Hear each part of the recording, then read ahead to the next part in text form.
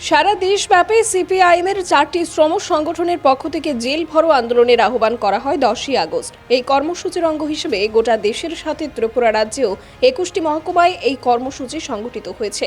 রাজ্যের সবচাইতে বড় আন্দোলন কর্মসূচিটি সংগঠিত হয় রাজধানী আগরতলার বুকে। শ্রমিক, কৃষক, মজদুর সহ আমজনতার স্বার্থ সম্বলিত 11 দফা দাবিতে এবং সরকারের সার্বিক জনবিরোধী নীতির প্রতিবাদে এই জেল ভরো আন্দোলন সারা দেশব্যাপী পালিত হচ্ছে এদিন। রাজ্যের 4টি গণসংগঠন যথাক্রমে সিআইটিইউ, কৃষক সভা, উপজাতি গণমুক্তি পরিষদ এবং ত্রিপুরা ক্ষেতমজুর ইউনিয়নের যৌথ উদ্যোগে এই আন্দোলন সংগঠিত করা হয়। ওরিয়েন্ট চৌমুহনী থেকে মিছিলটি শুরু হয়ে আগরতলা পোস্ট অফিস চমনি এলাকায় পুলিশের ব্যারিকেড ভেঙে আইন অমান্য করে বিক্ষোভ কর্মসূচি অনুষ্ঠিত করেন।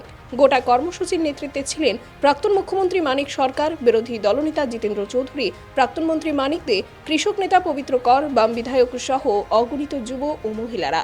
এদিনের গোটা কর্মসূচি নিয়ে বিস্তারিত জানিয়ে বিরোধী দলনেতা জিতেন্দ্র চৌধুরী তার বক্তব্যে কি বললেন শুনুন। আপনারা প্রত্যেকে অবগত রয়েছেন, আজকে সিপিআইএমের পক্ষ থেকে সিআইটিইউ এবং 4টি শ্রমিক সংগঠনের পক্ষ থেকে জেল ভরো আন্দোলনের ডাক দেওয়া হয়েছে। আমার সঙ্গে রয়েছেন বিরোধী দলনেতা, ওনার কাছ থেকে বিষয়টা নিয়ে জানি। স্যার, আজকের এই আন্দোলন কি কারণে, আপনার কি বক্তব্য? এই আন্দোলন জেল ভরো আন্দোলন তথা আইন অমান্য।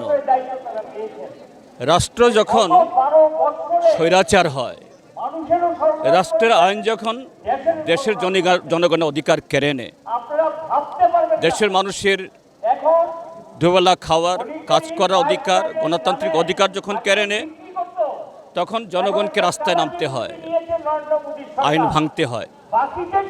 আজকে সে গণতান্ত্রিক পথেই, সে স্বাধীনতা আন্দোলনে 1942 ইংরাজিতে ঐতিহাসিক যে ভারত ছাড় আন্দোলন তথা আইন অমান্য আন্দোলন, সে আদলে দেশের লক্ষ লক্ষ মানুষ রাস্তায় নেমেছেন।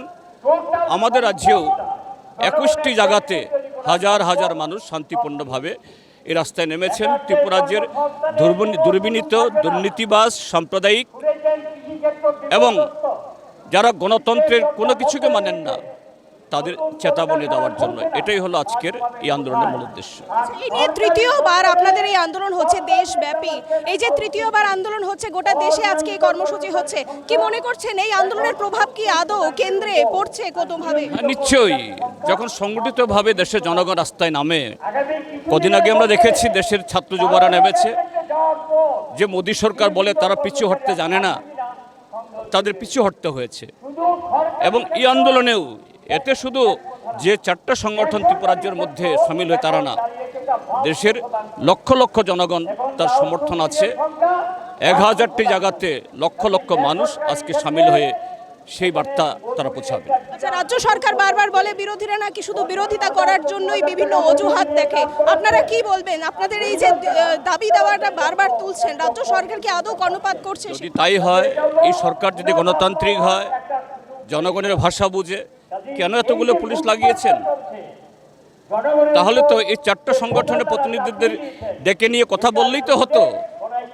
কাজেই আগে মাননীয় মুখ্যমন্ত্রী ডক্টর মানিক সাহাকে বলবো, গণতন্ত্র কি, সংবিধান কি, তিনি অন্তত এগুলো একটু পড়ুন।